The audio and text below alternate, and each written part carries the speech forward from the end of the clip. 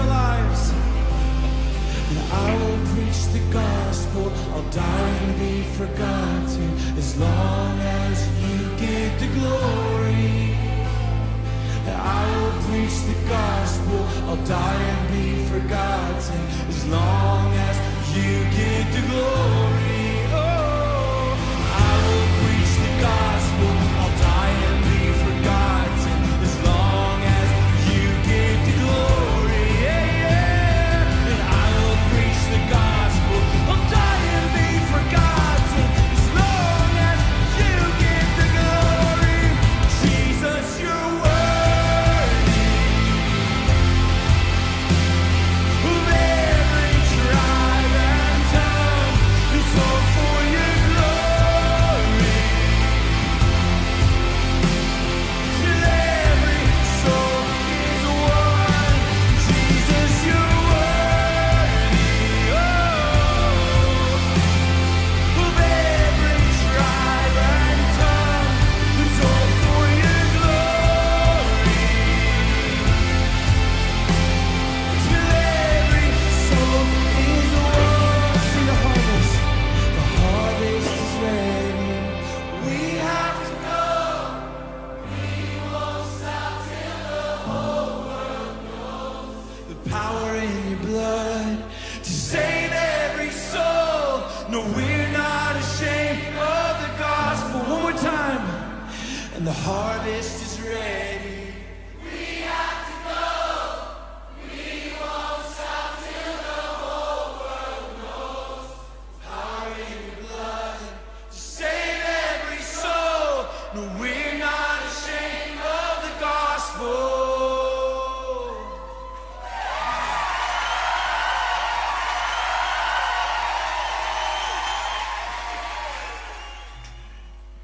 Hallelujah, ia vi ele tur ni tael. Ya, fa dai de tur foi fona. Toi mau fo ni ya no ta u e fa pena fona. Fa o ber fa so ela e fi un pa ia de tu. Ia ve fo ni ya no e fi ai fa ta lo fa poso da do tu no u le ni ya so. Ile sua fa man malo Yesu Cristo. Ia fa da lo fa tuai mamadu da to no u le tael.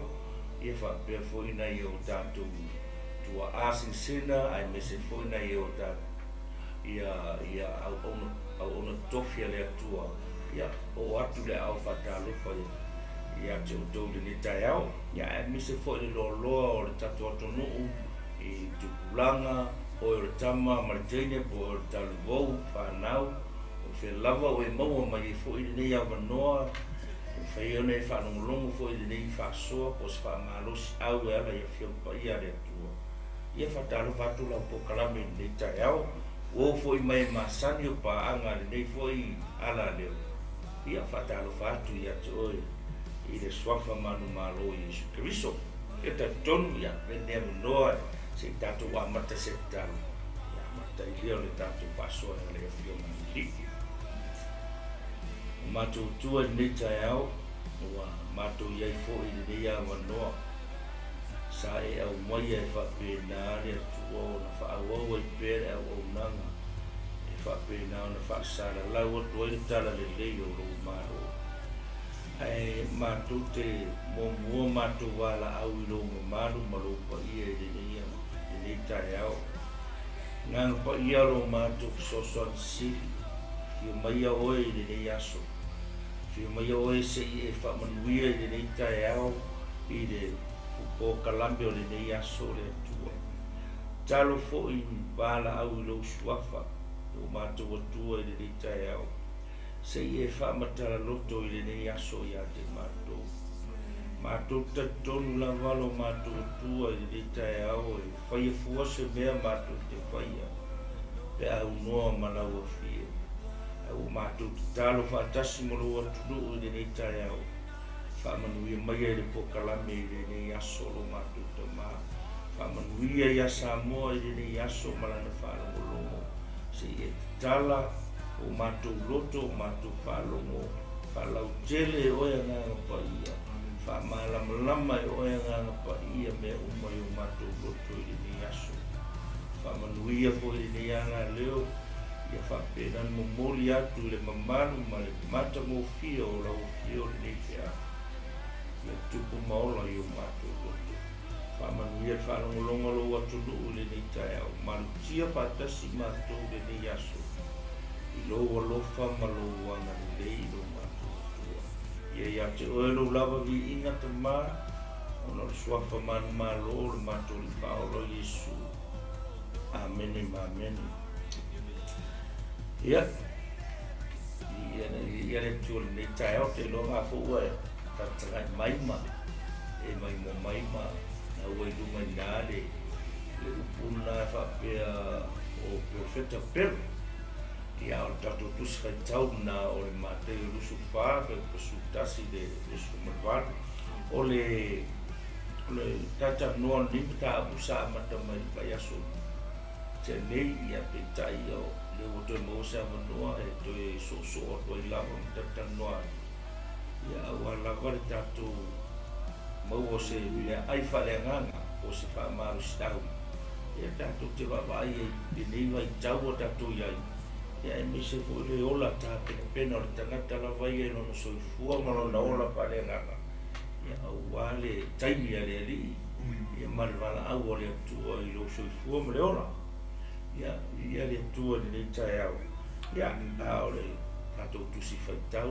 na e fatalo fatuai ia oi foi nisi fatu ato e mo mende taimi ia fatalo fatu ia toe i la po kalame i le suafo Yesu Kristo ia le wa mataila ta po kalame ni tae au ia e se faitau ni fai upu mai de tae mo le fo pa ia le tua e mana ia la pasta se ama ka fai fai wa ia ona la tutu ina tuai leo o tou i le popua ngā ma la tou pasioti o tou e ino sia foi o tou e nu uma ona o lou ingoa ona po ia e tau sua i e tangata to tele e whaalata le tasi i le tasi e whitanga i la tou e tutu mai foi PEROFETA PEPELO e to tele la tou te whaase foi tangata to tele mali foi li foi le alofo o le to tele o tangata ona ua tupu tele le amio le anga au le tu mau se ia o le ngata anga e whaola ina ia e tala ina foi le nei tala le lei o le malo le atu laulau uma e whai lea mo mori mau inu uma ona o mai ei lea o le ngata anga o le lalanga ia longa ua e manimo mai le fasfaitau lea au le faipuna e sumatasi ia mo oso ua wanoa foi nei aso ia o staimi ia ma nei foi lo toe nofu ai ma toe whaasolo ia i lau faitau ia le sosone atu nei amnoa ia o tata noa na i le faitau lea a pasta whamonmoli e le fai upu le whape mai e le whiopa ia le tua faipula le spukasi kane ka fai kau mai lunga o kau whamamna māpido le. I whai pula ngai mai e tutu mai foi PEROFETA PEPELO e tō tele la tō te whase foi tangata e tō tele. O ngā nao le makapusa a ranga leka wā. E pēr se koe kakar ngore kiki o kui kore i le matanga. Mantua foi le beren foi le whai pai tō. Me ona no foi le e le maunga o libre. Ono mai e le o au so ia te ia wana o la tau o whape mai. Ia e whetalai mai a te mātou pe o a whea mea. Pe se a fo i le whai longa o lou mariu mai. Mane ngā taango lalama. Ona tali atuai leo Yesu o whape atu ia te la tau. Ia o tau nei whaseina o tau se tas. A wai tō tere o mai lo ingoa. Ma whapea o au nei o te riso. La tō te whase fo i tangata tō tele. E whalonga o tō i taua ma tala o taua ia o tō nei i tō atu atu wale. A wai ao na tau nuu nei me o ma aere i o le ngata anga. A wai si le taua le tasi nuu i le tasi nuu. Ma le tasi malo i le tasi malo. O na o mai le o onge ma wha mai ma mafue i lea mea ma le mea. O nā mea uma o le amatanga i o pupo ngā. O nā la tautu i nā toi leo o tau i le pupu ngā malatu pasioti o tau. E ino se foi o tau nu uma o no lo ingoa. O ona po ia tau sua i tangata i tō tele. E whaalata le tasi i le tasi. E whitanga i la tau. E tu mai foi PEROFETA PEPELO. E tō tele la tau te whaase foi tangata i tō tele. E maini foi le alofa o le tō tele o tangata. A ua tupu tele o le ami o le ama. A o le tu mause ia o i le ngatanga. E whaolai na lea. E tala ina foi le rei tala lei o le malo i le atu laulau uma. E whai mamori mau i nu uma o na o mai e le o le ngatanga. E rona ruma ngiwa. Ia, le la tatu tatanoi i le vaenga le. Ona o le fesiri foi le ngā wako e lau so i e Yesu Keriso. E mo mia pe o a fea nge mea. Pe o a fea ka ungu wai. Ia lefa makala Yesu wai, ma Yesu ia vai o. Vai o kongi ke o whaase se ina o tau e se tasi. Wa e ao o nga kau ungu nei mea uma. E ri o mai nga tata. O le siwa la mea le pasta ka ko kakanua iai. Ongo le ai pisa ka kai umalolangi. Tau. Ia o le ai mangi o le whekalinga le ni whaola. E kālai mumor kara le ia. E tālai kara le i atunu uma. I malo uma. O e whai mumori mawa. O na o mai rea o le ngatanga. Unei le kaua ngau e ka kūringa ka. Aore iei de ka ko ngā ruenga whai po le tū te whai a oe tangata o le atua. E kau ngā ka lai tala lei o le malo le atua. Mita ki hoko pori aere. Ia, iele li, ngā le whaktai atu i lau sunga i le whawhengainga mo le moa. O le whaktai le tō le mitai au le whaua tato iai le whawawinga o tato pokalame whaauau pe o nei ai le tusi lea Mataio e losu ma whaa mo la wau na whaa talo whatu hoki ai lato i o lungo penga te whailangi ia lungo tato Facebook Live o le tato YouTube channel ia ma tato website mo le atu le nga whataio no lau tō langolango ia ma lau tō talo fo whatalo whatu i le uso le ia J. Brown mai Samoa talo fatu ho ia epi ia la fine leo le sumo to ine le tino talo fatu ho ia Veronica Anita Brown amon ia le tua i maguengo ne yaso talo fatu ho i le au na le tua sumo fa fengai ia seve ma lo pasta fa taima to mai talo fatu le sumo fa fengai ia laki ia tia ma futa mai Sydney Australia taspale si Malo, Taima, Tomai. Talafatu ia Maria e Ipa. Malo, Maria le tua ia toi malainga. Ia mesfoi ia Ramona Robati, talafatu to finele mai Samoa. Malo fo ngā lua e ngā lua li. Ia mesfoi nisio le tato ainga wa le maua tulu ai lita au ia ile ma le o le tua ia toi. Faiva mla single ne yaso. Aftai pasta le ua mona e whailo le whawawina o le taupu o le pele sa e fo le titi lava i tua na o le amtama menga o le taupu ia ale alala a matatu sautala i le whaiupule i wana e toi fo le titi i tua o le ua whetalai mai le a fiongo pa ia le atua mo tātou nitai au o leo o le taimi e tuina tuai leo ke wisiano leo whaatua tua i whea i puapua ngā o leo o le taimi e whasiotia ai leo ke wisiano o le taimi o le luluina ma le taimi o le whaapuapua ngā te ino leo ke wisiano lea lavo mo tātou a ngai malia tu iai ia ma ino sia lava i tātou le whanau o le tua aisea ono le ingoa o Yesu Keriso o lo pele lo loto mo tato loto o le ingoa lea o lo tau wala au pea ma alanga pea o loo a apa atu I se tangata I se anganga au wā le whaaulatanga a Yesu Keriso na maliu mai ai le neina rolangi. Tātou tō manatu I le ngā luenga whawhaola o tātou atua na tapena ina ma saunia mo I tātou le tangata angasala, le tangata soli tūlafono. O I tātou te iloa ai le maeu o le alofa muti muti vale o le atua. Le ala a whai o loo alanga pea ma fola fola ina pea le tala le lei o le malo Yesu Keriso. E le taime inosia ai oi. E le taime o atua I le pōpua ngā ia te oi. E le taime fasi o ti ai oi. A o le malose o tātou pokalame le tai au. Ia tātou tutu mau ia o onga Yesu Keriso. E ona iai la mataina maina o le tātou pokalame. E whaftai fo le loto I le tua ona o le unotu ina mai e lana au auna. Ia e mata se e lua toi fo I le tai au. Ia vai po le ale ingoal ngai ke fola fola ina. Vai po le ale ingoal ngai ke talitonu iai, mai whatua tua iai. Pei ona whitalai mai la fionga le tua. Le lava seisi suafa e sili suafa o malawa.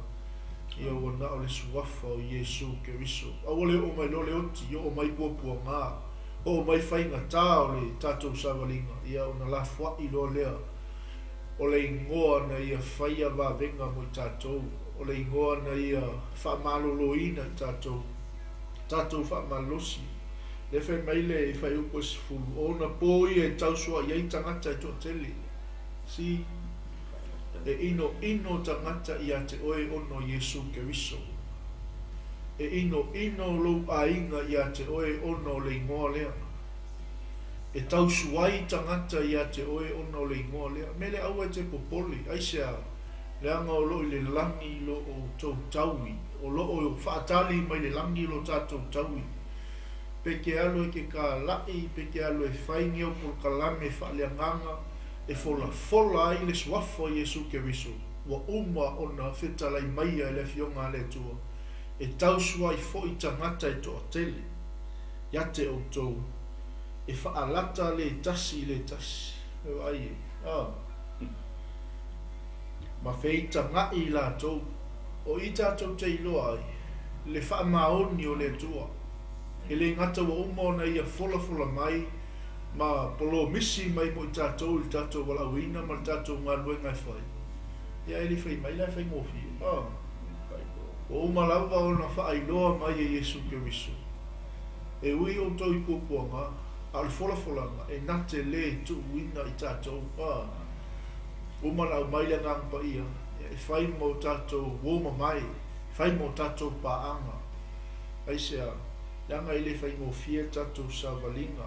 Mai la ia tutu mai foi PEROFETA I tō tele. PEPELO. La tau te whase sei tangata I tō tele. A whai o leo o uma o na whailo Yesu. O inga kaunga ke le foi lan PEROFETA mo. A whai e tele atu PEROFETA PEPELO I PEROFETA mo. Ia longo inga e whai lava si whai ngata o tātou whola uma ma tātou savalinga. Ia pe yo sa so atu le pasta ni tai ona o lele tai tatu la tu te fasi se ia te o to fasi se tamata I to tele mele ia tatu matatalo tatu finau ile finangalo le tu ia ma ia tatu lata ile li ia o le tatu malu apapa o tatu fiso ani le ia il tatu au onanga ma tātou wala awina ma le anganga whaaloalo. Amen. E ere, nāne I kere e, mele o i eidau sau na ngāri. E re whai mei whaataranga lea tuspa ia me Yesu e a inosia o tau. Me inosia fo I o tau e tangata uma ona o lo ingoa. Mai la ona po ia e tausua I tangata tō tere. E whaalata re tasi. Ma whitanga I la tō. o le mema ngai ai e fa pe wa ngana ki e Yesu ke biso be ngi o le tala le ai o le malo le tua o uma ku lima ku ira o skolo ko so o Yesu ke biso o mo ku lima ku le tala le Yesu ya male o po Yesu ke biso o mea ia wa ye me o ma e ki nga e pupu nga e me e fika ia i mo ko pa e ri fa pe la wa fo ele o Yesu me ko nga ki e Yesu o le kare le o malo ma le kala i le wo fa i lo mai e fika ia i ka ko ma ma fa fika o e ki nga ga ko ki ka ko fa se fa sa mai o mo o le tala le ia Yesu ke biso e wina ia Yesu ke biso ya o le mea le fa ke nga na i a pastor bene o mo le fa me Yesu yo mo so i fa puma le fa mai e tu mai foi la o uma fa me ki nga me fe ka nai ma fe se ino me ngosia ai ko fe vele foi pule e su kasia e mai e tu mai foi perfecta PEPELO e ring perfecta me ko ku vai ya o le ku mai perfecta pela fa me Yesu o perfecta nga e perfecta mo ita e ring perfecta le tua perfecta nga o perfecta pelo o le si la me i de mele ka o yo ma ka la ka ko ngi vai ka o ka ko ye de finga na le tua ma le fa marca la in no le tara le yo le mano le tua ka o nga ka ko ka la ia ai e kilo ma ye ki dia lo wa ai piccola e ke u manena e na e fe finga lo le kuai o mango pra le fe me kuspa ia e na fase se inga ka ko ke amen ia wangi ma fai o ma fase se inga ka ko o lau susuga i lo ka ri ko munga no ma ku ia Yesu ke biso o ia o le nga malimo ko ku amen ai umanginga wa bo ese de kala wa e ka ri ko mu le mesa sa o lau sa va o se o ngala o le fe metala tu spaia e ku mai mo meu o perfecta pelo le ngo ngala me la tu te o la ko ngalu na po la ko ka fa yo e fa me la tu te fa se na pa le ngo ngala o ira e ka wanga na ko ai makala i fa sibera wa le fe me o le ku mai o la ko ngalu na le fa ya e mai fa se o le lo nga ke sa ale la con foi fa se o me fin ngalo o le tua por cara leire que con le ya so kan ngola i de me o ke ku me na ngo ari pas la ngo fa lo ngo de me lo perfecta na pelo fica i me ai ka le ko ke le na ki ala fa no mo mo sa mo ma fa lo mo ko ringa ali nga ma va ai o maka ai le ka u e se men ka u le la e ngo fa ku lo ka ke di lo la por ala ka mo la ko no perfecta ya le ka ke le no ka fa lo mo ka ringa ma ka fa ale le u ma nga e lo ise me ocupo ele o fai o ma fa ka u ia be menanga ale ke me kala ku spaia me e fai va venga ele tu o i lo fa poi ka mo pe la ia e fai ele perfecto pelo mo meu o va venga inga ia pa se e tanata e totili aleluia o le bela nga o le punga Yesu i on so me vai e ku mai meu perfecto pelo la to te fai va venga la ko ke fa se e tanata o le la ke fa ko ia na ngo fa lo mo i me fa pe ele ka mu ele kasi se me o lo ke ma ka o lo ke ngo fuma o le ngo ki ele ka mu me na nga le o ki tudo i por ele e ka un ka ko fa ke ka la inga uma me fo la le ki o le fa ku le fa mai le por atu io o to fo ia nga uma pe mai le atu la to langa foi o ka ko nga ma ke lo te mo ka dia fa so a ko ka rai le ai se nga du no su le se pe se fisi di mia o kalia whasoa ko karalia. Hallelujah. Kasia karalia. Mar karalia o malore. Au. Vei se so. Kakalmo i de whasipa ngare au.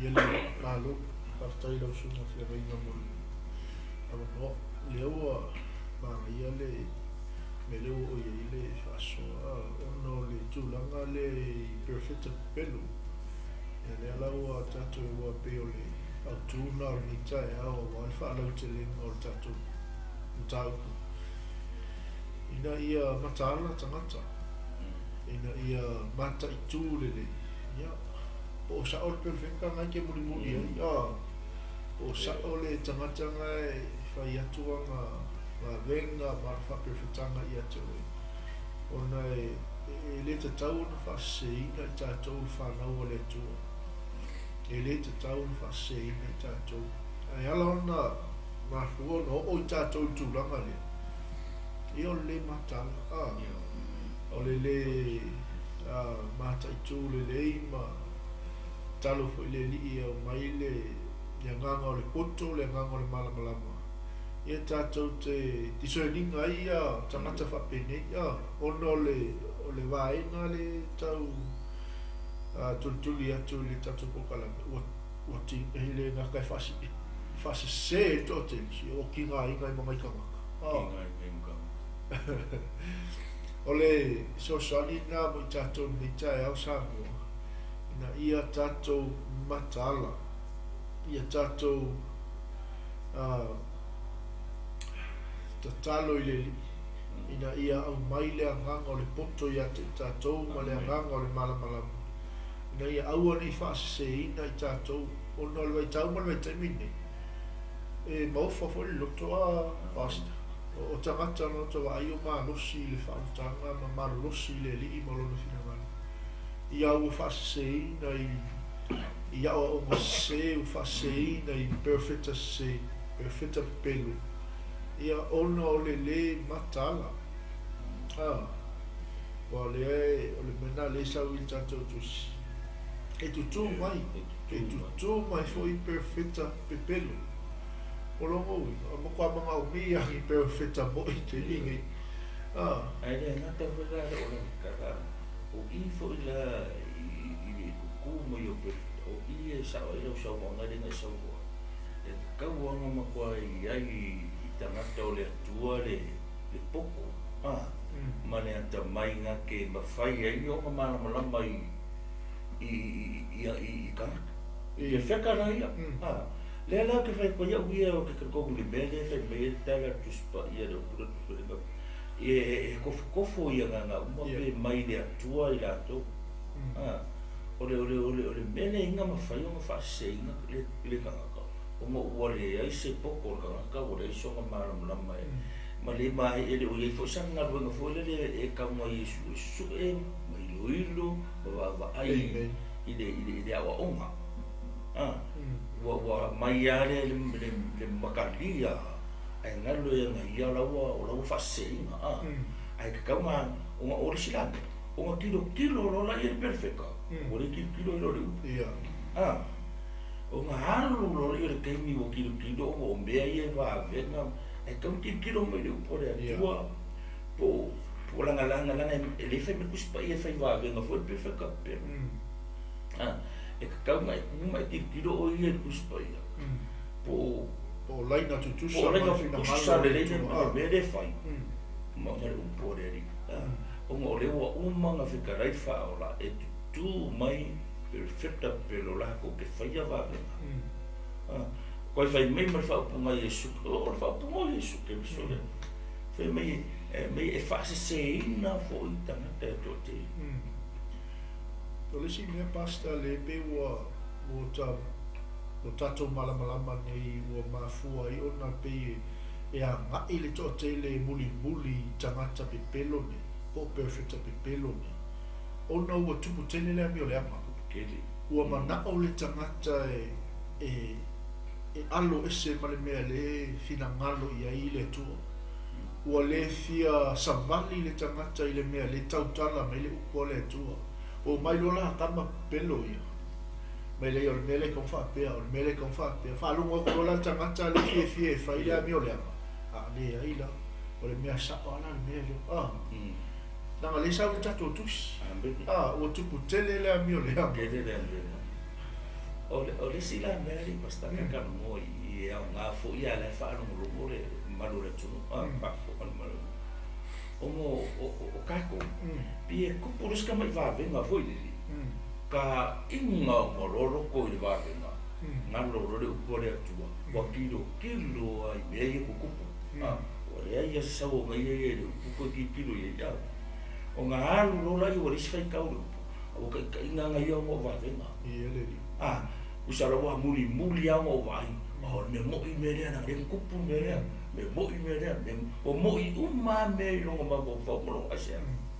Ai ngā runga i ere whai me whare upore atua. E whai wāwenga le. E whakapero. Hao Yesu le whai mai. E tutu mai pe whakapero. E le wāwei o ngā inga e sem. O le whai ke kenga la le whai mai Yesu i. O tō ni whasehina o tō se tasa. Aleluia. Le whai mai Yesu a airangi ke o whasehina o koe se kasi. Mua mai pupu ngā ma me kukupu. O nge wha mai o kaua o mawhi o me kukupu le o ranga. O whai mai o ranga kanga ngā e kau sa wendruka. Mai e kuku mai perfecta pero. La tō te whasehe. Mangi ke rei le whai pule. Le whai pule su kasi se koe whai kaua. E tutu mai foi perfecta pero. Tō tele. La tō te whasehe foi tangata e tō tele. Amen. E wale. Ia, le whai kau parwhi pasuri maa.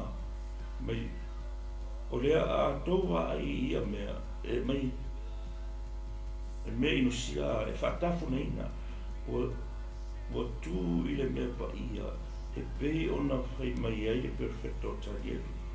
O le whai tau iai, i nā mana malama i le uinga o le nei mea a. Aleluia. Ia le. Ya fai pule rusu fa pasta se ko so so abri ma fai pule. A watu mai foi ke riso. PEPELO ma PEROFETA PEPELO. La to te fai longa te tele ma va venga ila. Ina ia fa se ai e o fifidia. Ia. Le unga. O le makua ke le o me fai whamana. Eri ka mai o ia fai. O mai pe o ke riso. Pe o ke riso la ko. O mo pe o ke riso la ko pe kai ve la ko ke fai longa te tele ma va venga te tele. Ma va venga. Tasi le fai longa pasta pe o nei sau. Fa funga mai fo ia tato atu. O le mea lea ua le ai le upu a le atua. Pe ngā ngā wakua pe i whakalikali ke me kupo le wāwenga uma loa a uma. O i ka ku kei loa le koinga perfecta le itangata nei. Pi le ise o ina le leo le upu a le atua. Ia ma whai wāwenga, Pe ngā susu wāwenga. Ma meke o wanga reka koe kiru foi e mo sa mo ka ko ma. E so i ka ua ia. I le makara i le mere fe mere upu le ringa. O ngō o kamakani ko perfecta ni fe mere la e le ai kini me la ko ke foi. E fa se no una. E ma fai e kamakani o fa di kiu o e pe ale ma wa o ia Yesu ke miso. Ma le ko Yesu ke miso ia. E ma fai o ma fe ma mi bilo le wori i le au. Ma ese le me ke kari komu a gai. Ai kuwa ia o ngā Yesu ke miso. Ia ngā tala le atu spaia. E maali lili fo i loto o i la tau e tō tele. Ono o tupu te mea. E ile atonu fo ea ngā le mo le maulea pasta mo le whafonga mai si tātou atunu. Ona la o le tala le atu spaia e o mai fo i la tau pe o ke riso. La tau te whaia wā venga te tele.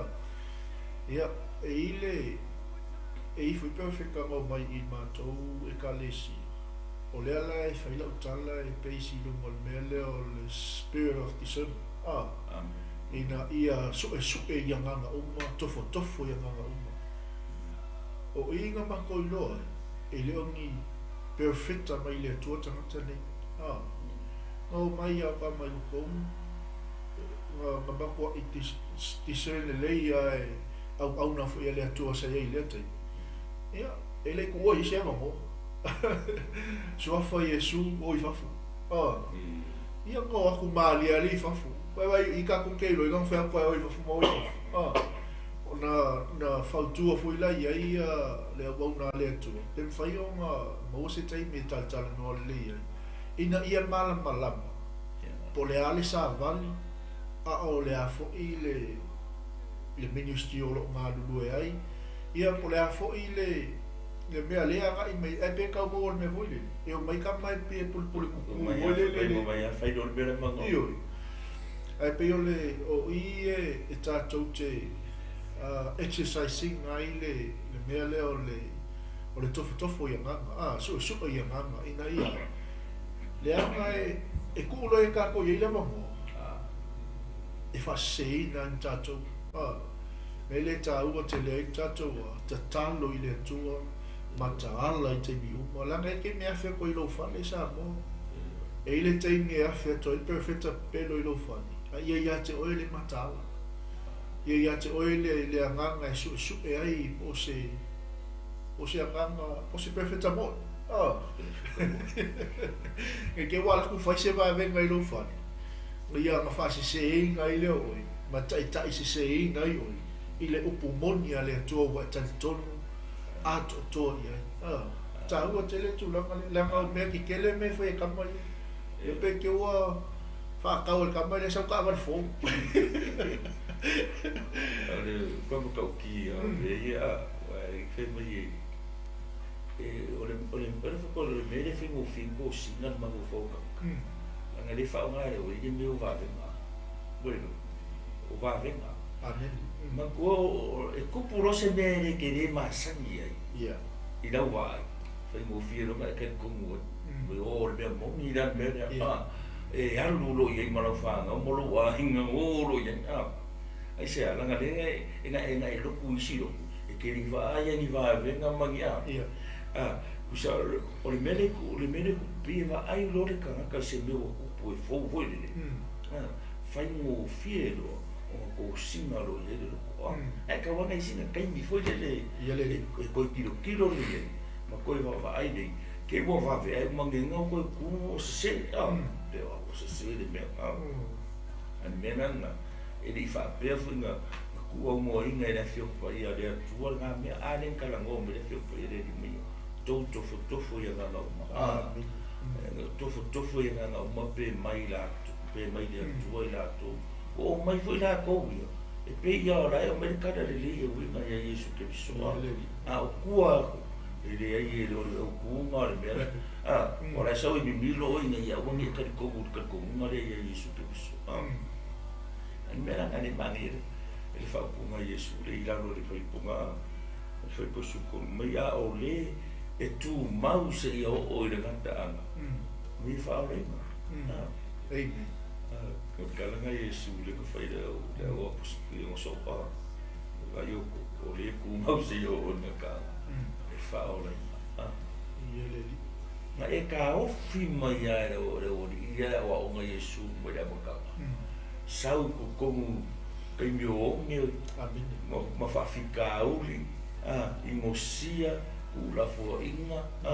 ruruinga ale ke sau ke ka o fi mai ia ma kanga le kare le su ke viso lo e o kuna ka mi su fa ola o lo ma fai o nga e o la inga fina ngalo nga o Yesu Kristo i lo ola e deske pupu amen e o ngala e ma kua e fia ke ma fuka i le fio pa ia le tu mai fa mo le manga o le nga pa ia i le umi le ma le mo foi ma le ola inga o fina ngalo le e le ke te ale me vi Yesu va o le ku mau se yo o na ka e fa o le e me ku pulu ma yo lo ia i le kala le Yesu ke so mo lo o la inga fina ngalo le e me nga o ka mi Yesu ke so ile o i o so pa e vai e o me kaua ile kasi o ma o kaua le kasi o ongi ka mai me ako vai o kupu me ya ma o fai honga na o fai honga na ya na mola kalaka a fe me su a o le ku mau se yo na ka fa o tu o le si me mana ia I pasta tato ia I pe le vai na le e le fa pe o tato le talitonu I va venga o le tia aua ne I fa se na I tato le anga I le mawhai e le va venga ona taitainga lo o langa fa tua I le wa foi la a ko saula perfecta pero le a ko fa pul me ai le ku vai faz melhor lá isso ele sabe lá perfeito para pelo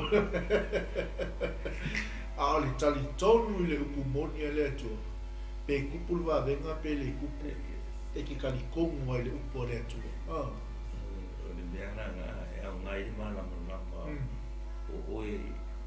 o tangata o le tu le o por é um ngai lo fia que mafuka le o por awala ere kupuronga pawar bela ki mga fofo yo amen nga ko isa ki belo o fa tu o ga ko fa pe e vai gulo la de ku se me pe ka pe al ka o li veden ko e la folo mo asa o li veden ko mga den ka ni sa kama ki sa la o ko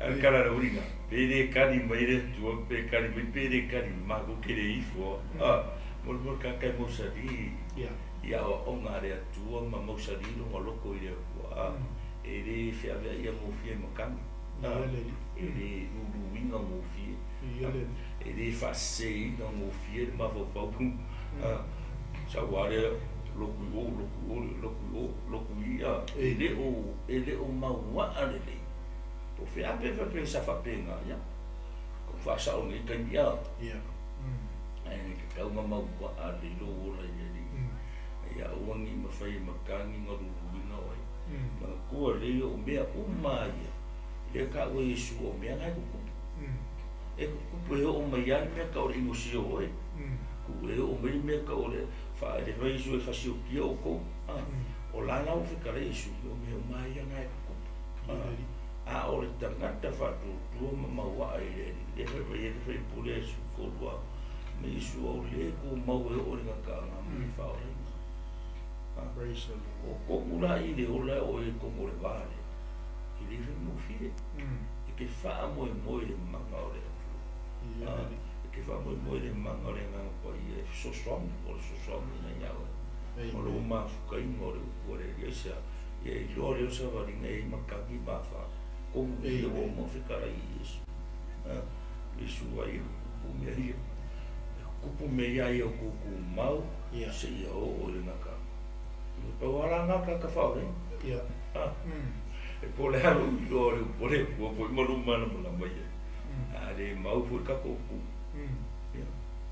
e mangi o ai pese mai vi ka ko fi le e o ku disko sa ko le ai o se le o nga ai pues ai pese le sta usanga de la nga ka ve mana mo la mai lo mo fo ko mo cara le Yesu aleluya marcare le leo le maro le tu e iai makaki mafa e fa fica o lefs e o mai fa fico ai kako a o kako iai le ngaru ngale tu o ida e ka o ina mo e fa malosi e li fa pena na ki e Yesu me le ka o le me Yesu e me ko kupu ya ko me e o ka le ka le Yesu wa ai kupu me mai o ko ke pole o mangmalo le la ya o mangmaro Yesu me uma meranga o mangmaro le da ko fa mo aleluya o ye ro ka ko fa ko mangmaro ya Yesu ke so amen ile tu ole na mai me le fai o ile fai pule su mal fa le ala o mo na fa ilo mai Yesu ke le tangata fa o tangata tu mau ya o mai Yesu ke tu mau le pumoni ka ka ile to tai sei ngai perfecta pelo tangata ile to muli perfecta pelo Ola ma ko te langa pinisia mo le ia. E loku wa le singa o fiwa e loku ke au muli ko I perfect pelo. Ya muli ko fiwa muli le se ia ko foi mai. A o le tala le fionga le tu a o le tu mau. Se o le ngata e fa o ina le. E vai le ke le o ka ko assignment mo le tato maluenga le o umona tu lima mai Yesu ke viso mo tato. Le ala le o umanga mai fa ilonga mai mea umala le o mai ngata. A le maluenga la le ka ko e o mai ai. Fa ilonga mo mai Yesu ko me lo lai. E tala ina tu fo ile nei tala le lei o le malo I le atu lau e fai mamoli mau inu o na o mai ai leo le ngata I ale o le ala le tala le lei ngati kala inga le kai la kudia di siwa le ma ali kana le ngari susu e va venga ia le arkara le de mere fe Yesu kala ole mangulo ki de organ venga Yesu Raisalo moni ma ni pas e tala ina tu fo ile nei tala le lei o le malo I le atu lau e vai e fai ma moli mau inu o na o mai ai le o le ngata e o ka ko ma venga le no e no so e va venga o ka ko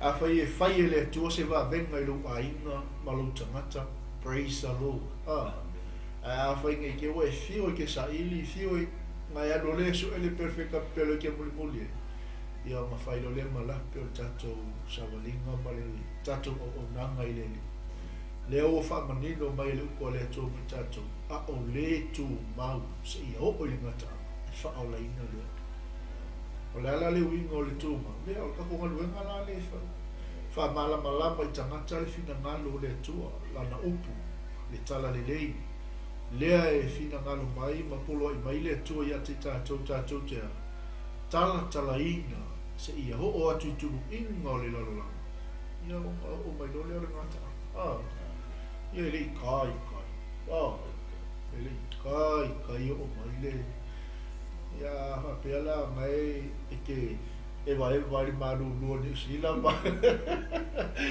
vale ma fana o sa mo ia vai pole ale tala le ngai kala ia vai po le le ia o kala ngai fai o vi ia ile tua ma o tua ile fina ngalo le tua se tanata e va fai le ile tai au te fa na tu ia te tato ele lava se isi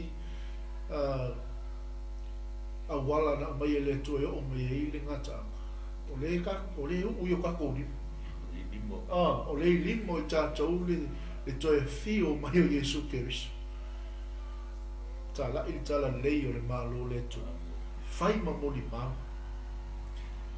o mai ele o le ngata anga o le lalola tato fa malos a wona tai seina tato pe te talitonu pe te le talitonu I perfecta pe e le ke mi afia po ilo fa po oil tangata lotu po oil tangata e kele lo po oil tangata fa tua po oil se ke wisia e ia le tai mi afia to perfecta pe lo ainga ilo fali pe ke wa ke fa kau e la fulo kau se me ka wa ku se 1.5 ya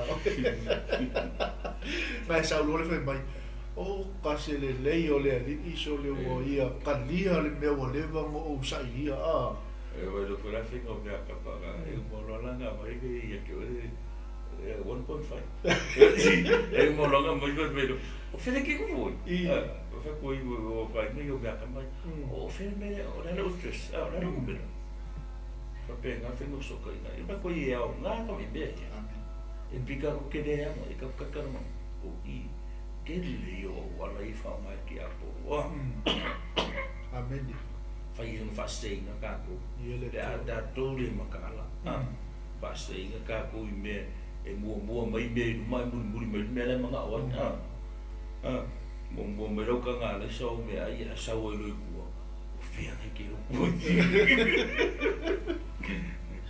va io si uso fine ke ia mai fo se qua ala o ma de le na me ke ia ngai ki nga rua I le tua ngai I lo kofi o la le si me ko adu ko rua ngai ki nga rua mo le o lo fa ma o ngi le venga bende ai ko o sume ya o na ko ba ko fo I sko nga kara inga le si fo no fa na ai mo o le kala le le o le malo o le tu se le o lo ko o le mele ma o le mele o le kala la I o le malo o le tu la ke kala I o lo ka ko fa lo ai vai que lo que chama fai me ele se não foi aí uma ele cara mo ele fica mo ele o mole unity le unity foi que ele cai fa o ai cara fa cara mo que o mais do que chamou va pe aí o cristo que chamou vai ele o mais fa que fa mo ele o mo warkas mas o ele pastor velho casi de men que caro isso o le mele o le loko e kasi. Ma ko le kalo le isu ka ma nga kula ko nga I kasi da ko. E pe o kasi o ka ko. O le mele le kupu ni ka kakaru. O le mo e fa nga o le tu kasi. E ka ka sa o ni mele. Fa pe o la o loko le praise the Lord o le mo o le hallelujah o le o e la quale hallelujah o pero sana o va pega o le ele campagne fa kasi venga ka ko kilo ma ka ko kilo lo ko I le ben ta la I de malo le tu e ki kala I ro le ngolo e vedi o al lo ki va pe o si lo fa pe o si lo fa pe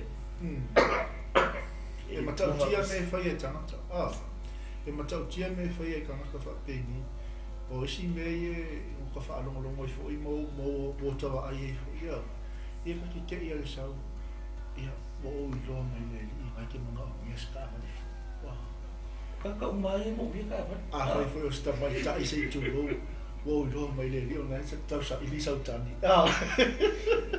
e mai me fo ia tamata perfecta pelo ia e matala ia wa le o le si o kasi ko ke le fa ngau se tu lo le mau tu la ai con so lo ho mal perfect ai ja I to lo ia po na mela ngai ka ma ka la ka ko wa ia le si me o lo mangui a kim wa ku o mai le me o mai o la o mai o me ko kim a won mga o 1.5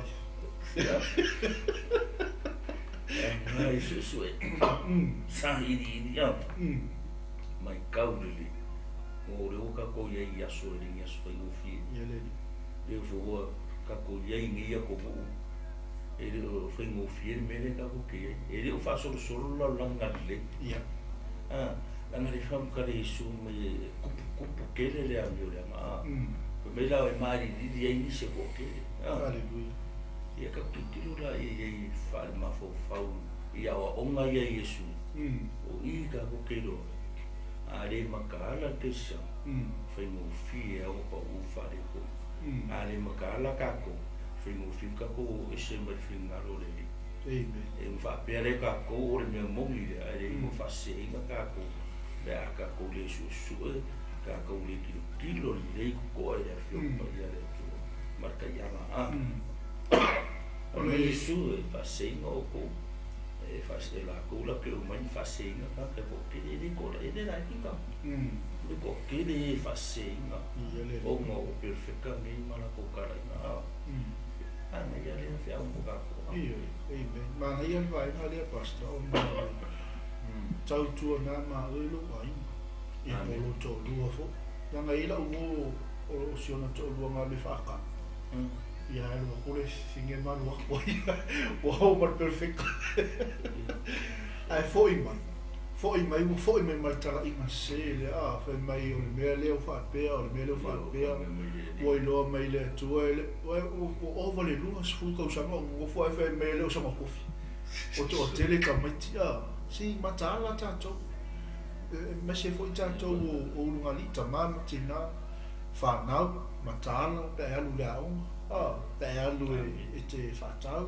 o fe la te anga ia e matala na ngo le o fe o I kamai pe o perfecta mo le fa pe la o tato fa so le tai o ele ngi perfecta mo e ia I perfecta mo ia le tu e ka ka ka ko muli ia maka ko whaalongo ia la tau ia o la tau au mai ala fina ngalo le tu kai pei fui la perfect pelo se vai la ia o le tau lua se o mole ngale whaakaua e laku o le ua o ma perfect Ina i fui perfect ala kau sa ini ngira ko taito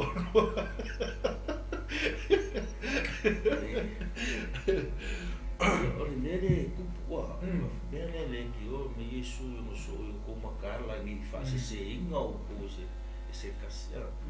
O i lore o pu mana mi ko more ko. O nga ka fu fi nga ro sa o nga fo la o nga o a le ka o fe ka ko le tu mo fi nga ro le rio ka ko se ka ko fai fase inga ka ko. Ia le li. Ia le fe a mo ka ko ni aso. Se me coisa roupa poia se fa uma tu pe ia fa punta fa taua mai pe ai lo fo i o tole me in si e fa tafu na ina na fai mai ai le perfecto taniel o tu le me pa ia na ma fa ia o le fa tau e o i utaia i ona po ia lato so sola i maunga o le o i lungo le fali aua ne ia luifo ia e ave se me ai lona fali o le o i le vau foi aua ne i foi atu e ave ona ofu o i tā lofa foi fa fine to tō mai e fai lele i ona po a ia o tau ta talo i na nei o tau so sola i le tausanga ma lili po o le sāpati a wā o ia ona poe o ai le puapua ngā tele i le aiso na tusa talo le amtanga o lalanga o lava i ona po nei i le toi whaapea foi a muli a le whaapupuina fo i aso, e le whaolaina se tasi, ai whaapupuina i aso, ona o e ua fili filia. A whai e whai ane se tasi ate o tau ia ona po whaauta, o i nei le ke riso, o i la, aua tau te whaalongo i ai, a wai tutu mai ke riso pepelo, ma PEROFETA pepelo, la tau te whai a fo i whailonga te tele ma wawenga. Ina ia fase se ai ye ua filifili e lava. Amen. Pe a fai e mawhai ai. Mi ele li. E fai a rasi kele o le vumi le i pe a le matala i tato. A o le upu le e pe e highlight ma i la fai tau pasta. We are chosen people. You and I, all of us, we are the chosen people of God. Tātou tangata ua filifilia ele atua. O lea lai ateka ko. Awangi e whaapea wa e maua le whaotanga, wa e maua le file e mua ke riso, wa e maua le alofa tu noa. Ngai whaapea lea maua seki a mea uma. Ia eilo, e ile taimi e lulu i nai oi, e ile taimi e tofo i nai oi, e ile taimi e o tu ai le PEROFETA pelo i lo fali.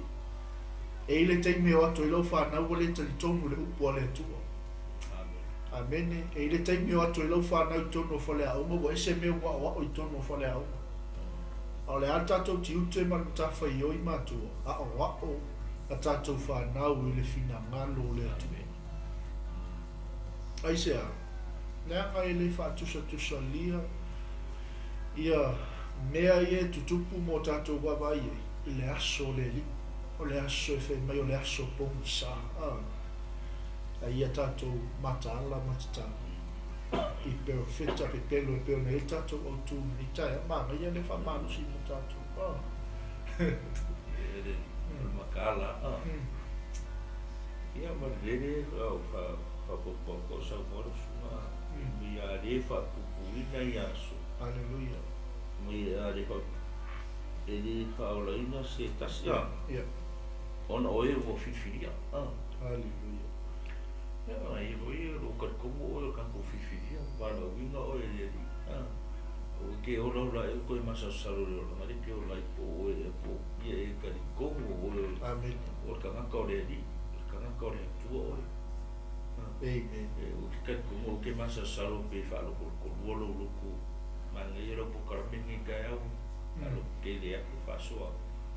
Awangi e le kate whangi e positive o e kangaka o le tua e le o le si menga e rolo mai pa mga kumai o mesisi Porque ele não me faz pegar no mau golpe. Ele não sabe a coisa que não marca. Don't look back. E que coi look back, e coi faz a coi no meio e não se vê. Aí que como o eu tangata, ora o hare kan ngoi ma ku vinga vinga. O mono e kalia Yesu e fai ma ri ma fa o lo. Ia e kan como o kan ko le tu. O kan ko le ri. O le o e fa o fa le Yesu lo ma lo ka kara lo fe ko le o wa o e mo le tu e ke o la mo le tu. O kan ko le ri no o ma e ko e ai kalia le ri. Au ana ke lo vai fa pe ke ma so salo ko na le o mo lo so ko na ke o la. O mea ngai ma fu kana mo mi la mo ngai ya o ngai e le fa ma o mi le o la ka ko le. Ko kana mo mo lo le yo la mo ngai ya o.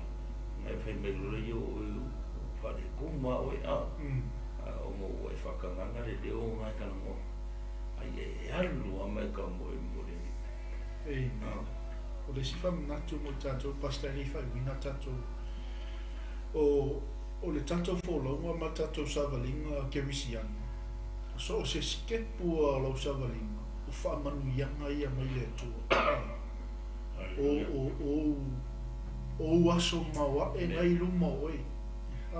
Your greater days are still in front of you. So e reila se me koe la ai kua ka koupe koe muli vaenga ia. Nanga le wai malama le upo le tua wai tali tonu i le upu moni a le tua. So you move forward. So se kai ngara ke sa vali ai luma.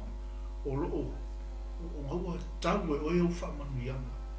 E ke le koe masalo salo, e ke le koe fo i kua aisea. Leanga o aso mawa e luma oi, e leo kua. E ke koe fo i rola i kua. Ngalo a koe ia ke oi whamanuianga le tua. Ma folanga le tua. Ua umo na tuina mai a te oe malo ai. So, be happy. Oli le li. Ia nga, le iale se me ke popole ai, pe angi mele fai o ka folo fale, pe le ise me lau kangai ke oli ai le li. Po le ale umeado e koe inga, po le ale umeado e lo makua i sa moa ke oli ai le li, e le ise me ke popole ai. Ia ile file mo le li I lo loto ni tai au ia ma fo ni fa malusi mo tato umala ba. Ina yo tato mataala matatalu I PEROFETA PEPELO o se fa balusi na mo tato ia sa o ia le to fine ia o ia ko tu lumba ka ko haleluya I will go to kua amen ia ile tu ni tai au e tonu sa moa ia o naua no fale foi do finangalo le I le fasoa le nei aso era ke afio pa ia le atua ko afio ma maro le ia le atua o no ma ia ngi fasoa pas pe io fe au ale ku le me ia makala I meio perfeita pelo ia e makala ia tu mau se ia o na ma ko lo ma Yesu yo so ni ku mau yo na tanga me fa o ringa ia foi ka ke ku ai de maula ko le foi mil lo le se bo ku ma ka ai de ka ku le me su ye tu mau e maula ku se ke fa maula ma me se ku ska si o ia ai vai la ye su a fa lo se ta si o pu a fa ia e fa ku sa ka manga kaka poko le mo fai no fare papa aleluya e angi mai la ma ia fa o ki munga malolo ai le pau le fa vai fantese ia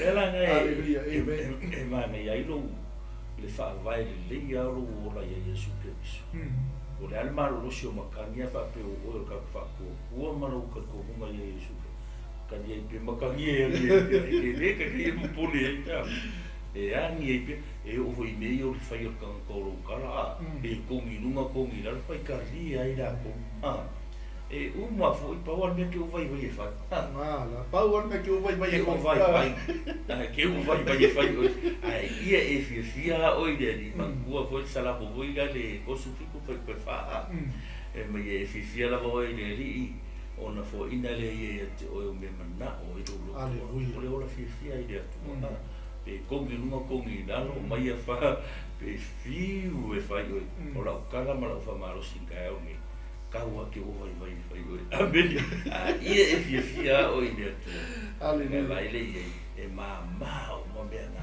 amen ia ia le tu le tai au sa mo ia fa tai le tu mo la na fa upu mata go fia nei aso tatu fa so i nei aso tau ia e to ruina mo i nei aso o ia tu te nga ruenga fai va nei aso ia fa pe na fa tanga na upu lo roto i te mafa fau mai mana na tu ia tu mau se ia o na ta fa o amen me makala i perfecto pero ia o se fe au le mo tatu nei aso ia fa tele le atua i Samoa lau tapo inga nei aso tatu iai lungo le nei tatar noanga e whasoa ia whionga le atua ia whaftaini e le atua molu taimi ia sa whapena on whaamano ia tatu te whanongolongo ai se upunga le whamalo le ri ia nei aso ia whamani atu lau pokalame ia mania foi tute whai o toenga nei aso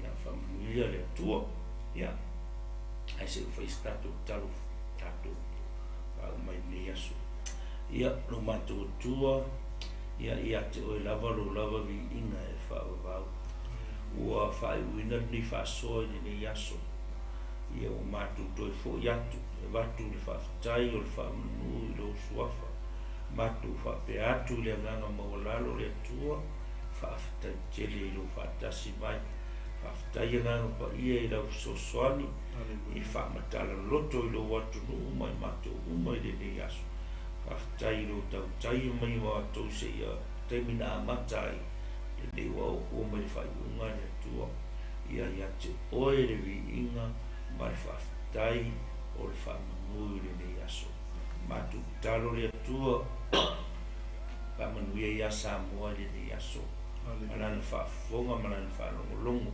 tuinatu ngalue ngalo lawa nganga pa ia whapena whaamanuia mo i lato le nei aso talo foi whaamaularo i uluma no matou tama ia o le afo se upo se tala o se ngana tau tala ia o auna i le tusama lo whiranga wala au mar whaamaularo i whaamangaloina i le toto pa ia o i le sukeriso ia manmaia lau fio se ia i ule nei aso ia te oelo lava vi inga lo matou atua ono o le moa ma le suafa mamalo o le matou o le whaolo Iesu amene mamene Amen. Ia, tai atu Samoa ni tai au ia i lava mai a masi foi o le whaalonglongo le upo le atua ia o le tula e suma lua o le tatou ai mainu e maole ala ia tapenaina le sunga le whawhengainga ia fiu ia a le tula e lua ia o le tatou pokalame o le whaalutanga mo laulangi ia o tapenaina i le sunga i le whaithi au ia te whau si osi kwei mai me poni ia ma le tele o tatou pokalame pei o na whata oto mo nei aso ia manu e tele la msinga ma whaiwa nei aso nei pese ia o le pese mo le ukemisiana mo le whatotua ia a wai lato uma o loo tala ina le finangalo le li ia manu tele ina whaiwa o le nei aso soifua has conquered, and I will follow him to the ends of the earth, and I will follow him, for the Lamb has conquered, and I will follow him to the ends of the earth, and I will follow him. Jesus, you're worthy of every tribe and tongue. It's all for your glory, till every soul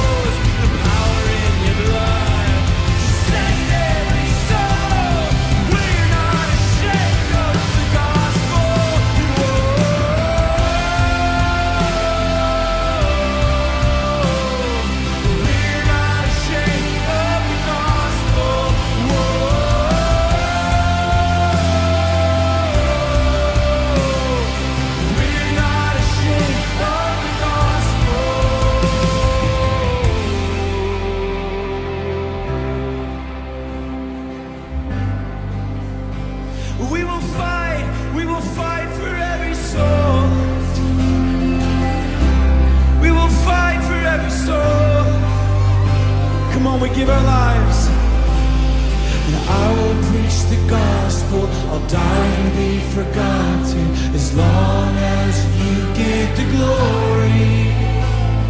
And I will preach the gospel. I'll die and be forgotten as long as you get the glory. Oh, I will preach the gospel. I'll die and be forgotten as long as you get the glory. Yeah, yeah. And I will preach the gospel. I'll die and be forgotten as long as you get the glory. Jesus, you're worthy of every tribe and tongue. It's all for your glory. Till every soul is one. Jesus, you're worthy, of every tribe and tongue. It's all for your glory. Till every soul is one. See the harvest. The harvest is ready. We have to go. We won't stop till the whole world knows the power in your blood to save every soul. No, we're not ashamed of the gospel. One more time. And the harvest is